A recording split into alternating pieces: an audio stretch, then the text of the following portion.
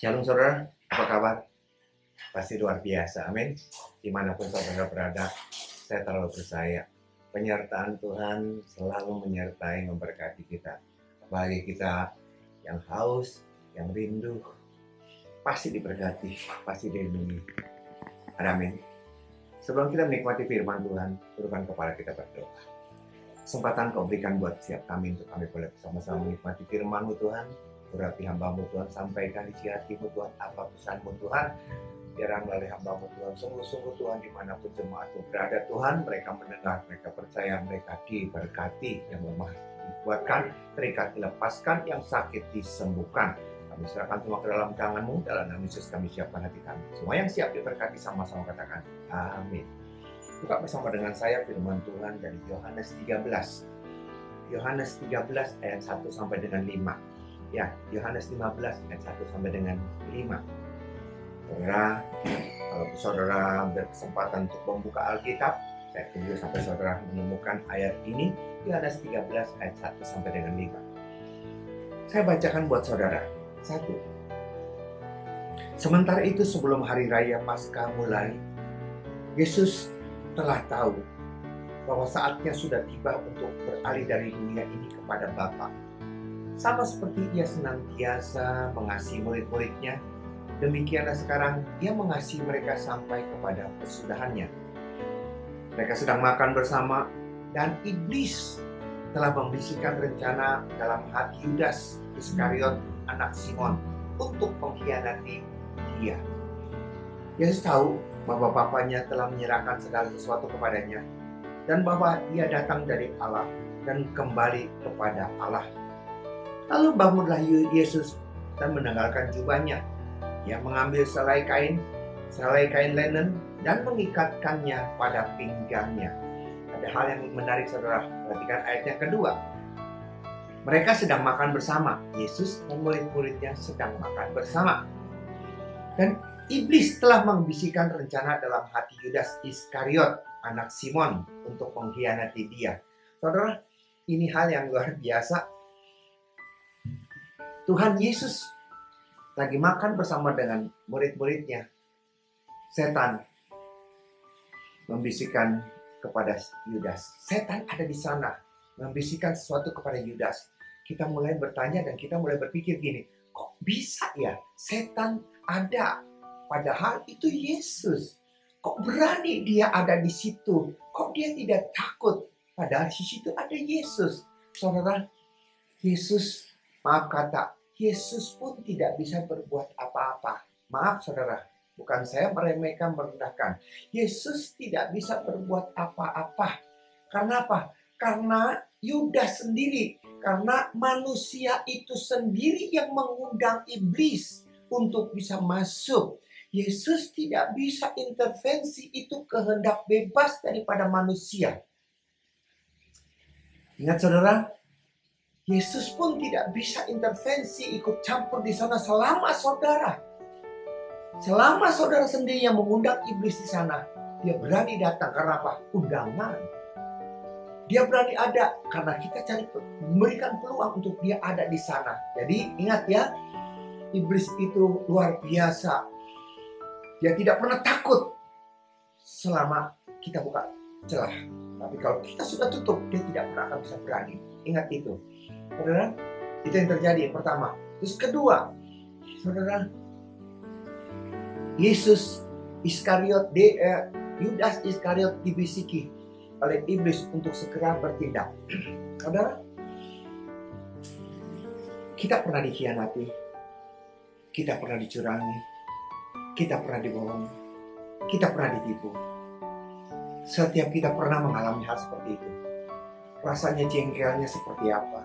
Sakit hatinya seperti apa? Sampai ke dalam. Tapi biasanya kita baru menyadari sesudah peristiwa itu terjadi. Sesudah semuanya itu terjadi, baru kita sadar bahwa kita dikhianati, kita ditipu, kita dicurangi. Beda halnya dengan Yesus. Beda halnya dengan Yesus.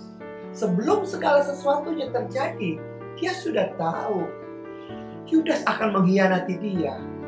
Bayangkan saudara, Kalau kita tidak tahu dia akan berkhianat, kita bersikap biasa. Tapi kalau kita sudah tahu ini orang yang bakal berkhianat dengan kita, aduh, rasanya enak banget, godok banget, tega-teganya, munafik banget ini orang. Mulutnya manis padahal di dalam hatinya merancangkan yang jahat. Dasar. Kalau saja kita tahu seperti itu, apakah saudara bisa tahan? Apakah saudara bisa sabar untuk tidak mendakwa, untuk tidak menghakimi dia, untuk tidak ngomel sama dia? Yesus luar biasa. Hari ini kita sama-sama menikmati firman Tuhan. Judul khotbah saya pada kesempatan hari ini, Tuhan tidak pernah gagal. Amin. Tuhan tidak pernah gagal buat saudara dan buat saya. Apa yang dilakukan? Apa yang dilakukan oleh Tuhan Yesus? Yang dia lakukan adalah ayat yang ketiga. Saudara, kita lihat ayat yang ketiga. Yesus tahu bahwa Bapaknya telah menyerahkan segala sesuatu kepadanya dan bahwa ia datang dari Allah dan kembali kepada Allah. Yang dia menjadi pegangan buat Yesus saat dia tahu Yudas itu akan mengkhianati dia. Dia tidak takut, dia tidak cemas, dia tidak benci. Dia menyerahkan segala sesuatu kembali kepada Allah. Dan yang dia pegang adalah rencana Tuhan. Oke? Tuhan pegang otoritas.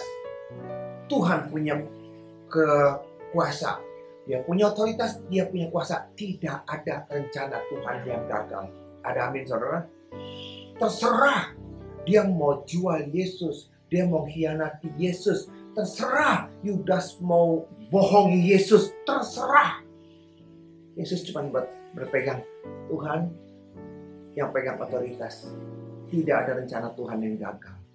Kalau Tuhan izinkan segala sesuatu, itu sudah rencana Tuhan. Kalau Tuhan tidak izinkan, apapun upaya manusia pasti akan gagal. Ini yang dilakukan oleh Tuhan Yesus. Dia percaya Tuhan sanggup, Tuhan mampu. Ada amin? Ini dia. Bisakah kita seperti itu? Seringkali kita berkata, Pak, perusahaan saya Pak, toko saya Pak, orang fitnah saya, orang nipu Pak, orang punya rencana yang jahat buat saya, buat perusahaan saya, buat toko saya, buat pabrik saya Pak.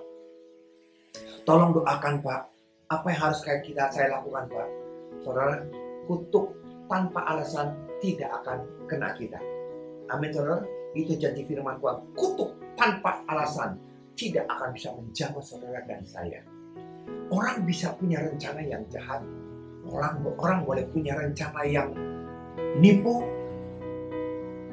berkata-kata fitnah. Kita tidak bisa melarang. Mulut-mulut dia, kehendak-kehendak dia, kita nggak punya hak untuk melarang itu. Tapi kita punya otoritas, kita punya kuasa, kita punya Tuhan. Ada amin? Jangan sampai damai sejahtera kita hilang oleh karena kita mikirin itu. Jangan sampai rasa takut dan kekhawatiran kita terus menguasai kita oleh karena rancangan-rancangan yang jahat itu. Tetapi arahkan hati kita kepada Tuhan. Tidak ada rencana Tuhan yang gagal buat saudara dan saya. Tidak ada rencana yang gagal buat tokomu, buat pabrikmu, buat karirmu. Tuhan tahu yang terbaik. Tidak ada rencana Tuhan yang gagal. Tuhan pegang otoritas, Tuhan pegang kuasa. Pak, habis dia terserah, berkati dia, doakan dia, lepaskan roh pengampunan, berkati usaha pekerjaannya, jamah hatinya supaya dia bertobat. Tidak ada hal lain selain kita serahkan semua kepada Tuhan. Kita percaya rencana Tuhan tidak pernah akan gagal. Ada amin saudara? Kita lihat banyak contoh yang seperti itu yang ditulis di dalam Alkitab. Kita lihat coba saudara di dalam Kejadian 37 ayat 20 maksud saya. Sekarang marilah kita bunuh dia dan kita lempar ke dalam salah satu sumur ini. Lalu kita katakan seekor binatang buas telah menerkamnya. Dan kita akan lihat nanti bagaimana jadinya mimpinya itu. Siapa saudara? Yusuf. Siapa saudara? Yusuf dan saudara-saudaranya. Mereka punya rancangan yang jahat. Mereka mau membunuh. Itu yang terjadi. Apa yang mereka mau bunuh? Yang mau mereka gagalkan? Lihat 20b. Dan kita akan lihat nanti seperti apa. Kalau Yusuf sudah mati, kita akan lihat bagaimana jadinya mimpinya itu. Orang ini yang luar biasa. Ini yang dengan kata lain, mereka tuh bukan melawan Yusuf, mereka melawan mimpinya Yusuf. Mereka melawan Tuhan yang memberikan mimpi kepada Yusuf. Mereka dengan kata lain mau menggagalkan rencana Tuhan yang Tuhan mau berikan melalui Yusuf. Mereka mau gagalkan, mereka mau bunuh Yusuf supaya mimpinya tidak tergenapi. Saudara, jujur, saudara-saudaranya Yusuf pusing dengernya. Karena Yusuf dikit lagi dikit mimpi, dikit mimpi. Mimpi yang pertama berkas kandung mereka menyembah kepada berkas kandungnya si Yusuf. Dengan kata lain mereka mau berkata, engkau siapa? Anak kecil mau disembah oleh kakak-kakaknya. Engkau kurang ajar. Nah, mimpi yang kedua lebih lagi kurang ajar. 11 bintang menyembah kepada bintangnya dia.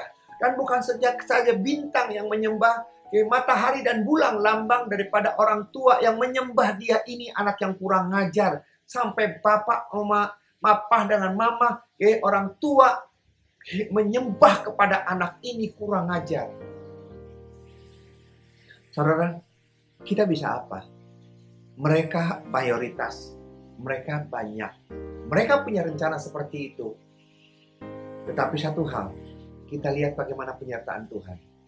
Yusuf nggak jadi dibunuh, Yusuf dijual sama kafilah. Dari orang kafilah itu dijual kepada Potifar. Dia jadi budak. Saudara, kita lihat, sepertinya, memang sepertinya rencana daripada Allah, mimpi yang daripada Allah, sepertinya sudah makin jauh, makin mustahil. Dia dijual jadi budak. Dia jadi budak di sana. Budak waktu itu tidak ada harganya. Bagaimana mungkin dia bisa menjadi orang penting? Bagaimana mungkin bintang-bintang menyembah kepada bintangnya dia? Bagaimana mungkin matahari bulan bisa menyembah kepada dia? Kalau posisi dia jadi budak. Dan dia juga tidak tahu ada di mana. Dan orang tuanya difitnah. Orang tuanya dibohongin. Mereka berkata, Yusuf sudah diterkam binatang. Sudah jadi budak, tertib dia difitnah lagi sama tante Pot. Sangat disangkanya dia mau memperkosa. Dimasukkan ke dalam penjara. Bukankah rencana daripada Allah atas Yusuf makin hari makin suram, makin hari makin gelap, makin hari makin tidak mungkin. Kalau jadi budak masih bisa dilihat. Kalau di penjara, siapa yang mau tengok di sana? Dan siapa yang tahu dia ada di sana?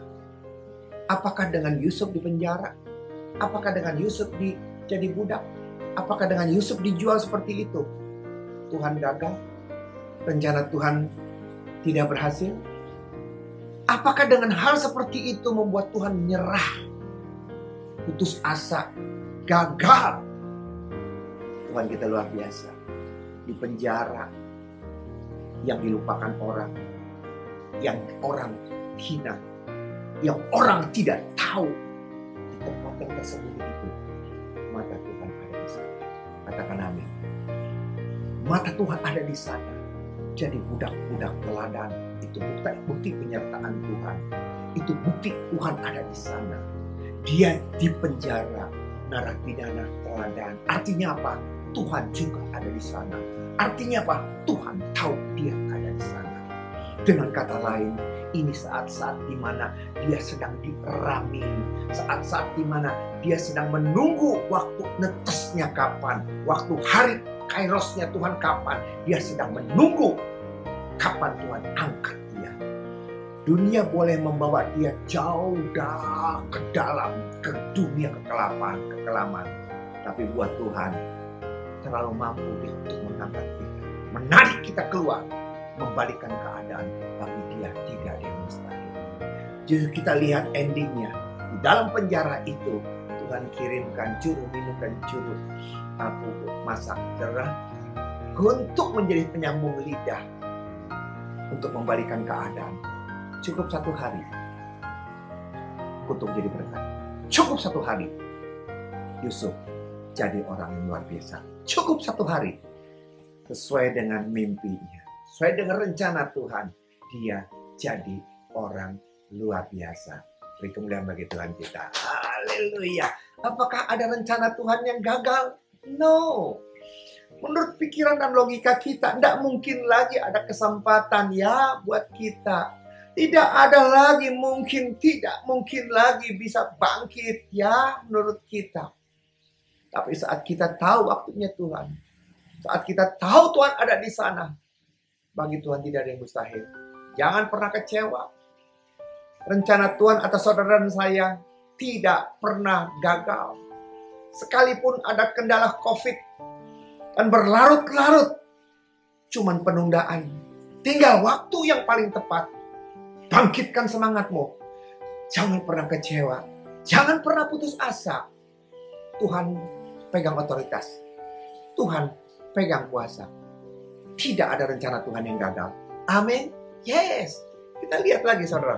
Satu contoh lagi saudara. Kita lihat di dalam Yohanes 19 ayat 10 dan 11. Yohanes 19 ayat 10 dan 11. Yesus disalibkan. Yesus diperhadapkan kepada Pilatus. Maka kata Pilatus kepadanya, "Tidakkah engkau mau bicara dengan aku? Tidakkah engkau tahu bahwa aku berkuasa untuk membebaskan engkau dan berkuasa juga untuk menyalibkan engkau?" Yesus menjawab, "Engkau tidak mempunyai kuasa apapun terhadap aku, jikalau kuasa itu tidak diberikan kepadamu dari atas. Sebab itu dia yang menyerahkan aku kepadamu lebih besar dosanya." Saudara, ini yang luar biasa. Kalau ada orang berbuat jahat kepada kita, kalau ada orang yang mau curang kepada kita, kalau ada orang yang mau fitnah kepada kita, percayalah, rancangan Tuhan, rencana Tuhan tidak pernah gagal atas saudara dan saya. Amin. Pilatus seolah-olah dia punya kuasa. Seolah-olah dia punya power untuk membebaskan Yesus atau menyalibkan dia. Yesus cuma mengingatkan, "Kau tidak punya kuasa atas aku kalau tidak diberikan Bapa di surga kepadamu." Yesus cuma menyerahkan segala sesuatunya kepada Bapa. Kalau dia harus disalibkan, itu rencana Bapa. Kalau dia harus mati, itu rencananya Bapa. Kalau dia harus bebas, itu juga rencana Bapa. Dan bukan karena otoritas kuasa daripada Pilatus. Itu yang dia pegang. Jadi dia dalam hal ini, dia tidak mengandalkan siapapun. Dia tidak mengandalkan siapapun. Dia tidak minta pertolongan kepada siapapun. Karena dia tahu mereka hanya alat-alat yang dipakai untuk rencana Tuhan sempurna atas Yesus. Jadi dia tidak berusaha untuk membela diri dia. Dia tidak berusaha untuk menjilat. Dia tidak berusaha untuk mengandalkan siapapun. Karena dia tahu segala sesuatu Tuhan yang ngatur. Tidak ada rencana Tuhan yang gagal. Tidak ada orang yang berkata dia mati, rencana Tuhan atas Tuhan Yesus gagal. Karena Tuhan Yesus disalibkan, mati di atas kayu salib. Oh, berita Injil akan hancur. Berita tentang keselamatan habis. Kita tidak pernah akan tahu. Tapi siapa yang punya berpikir, pola pikir, justru dengan ketersaliban Tuhan Yesus, kebangkitannya, kenaikannya, membongkar semua paradigma, membuka mata pikiran orang. Sesungguhnya itulah rencana daripada Tuhan. Kenapa dia diam? Kenapa dia tidak membela diri? Kenapa dia tidak berharap kepada orang lain? Karena dia tahu haknya. Karena dia tahu rencana Tuhan atas hidupnya. Rencana Tuhan atas pelayanannya tidak pernah gagal. Ingat saudara, siapapun kita di tempat ini, jangan berikan telingamu untuk mendengar sampah-sampah. Kita tidak pernah akan bisa membatasi orang, menguasai orang. Itu haknya dia. Dia mau benci, dia mau rencana yang jahat buat kita, buat perusahaan kita. Saudara, bawa dalam doa. Percayalah, perusahaanmu, tokomu, pabrikmu, hidupmu, pekerjaanmu, karirmu ada di tangan Tuhan. Amin. Saat kita mendekatkan diri kita kepada Tuhan, kita tidak jadi takut, kita tidak jadi khawatir. Karena rencana Tuhan atas saudara dan saya adalah rencana yang penuh dengan pengharapan, memberi kehidupan penuh pengharapan. Tundukkan kepala kita berdoa. Terima kasih Bapak, kami sudah menikmati firman-Mu. Kuatkan, mampukan kami untuk tetap berjalan di dalam Engkau.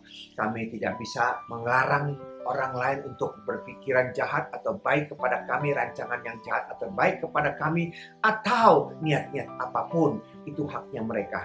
Tapi satu hal, kami tidak mau terhanyut, kami tidak mau terprovokasi, kami tidak mau menjadi takut dan khawatir atas rencana-rencana jahat mereka. Karena kami punya Tuhan yang luar biasa. Rancangan Tuhan atas setiap orang percaya selalu berhasil. Tidak pernah gagal. Itu yang kami pegang. Mampukan kami Bapak untuk tetap setia. Mampukan kami Tuhan untuk tidak takut dan khawatir. Berkati jemaat-Mu dimanapun mereka berada. Masalah problem pergumulan, biar kami serahkan semua ke dalam tangan-Mu. Yang terbaik buat mereka, Kau sudah siapkan. Berkati negara kami, Presiden, Wakil Presiden, Gubernur, Dokter, Suster, dan semua jajaran sampai yang terendah. Tutup bungkus negara kami dengan kuasa darah-Mu. Pulihkan ekonomi negara kami. Dan kami percaya COVID-19 sudah dapat ditanggulangi karena ada orang benar yang selalu berdoa untuk negara kami. Kami serahkan semua ke dalam tangan-Mu. Dalam nama Yesus. Haleluya. Amin. Demikian saudara firman Tuhan. Sampai jumpa jalan sesi yang akan datang. Tuhan Yesus berkati. Shalom.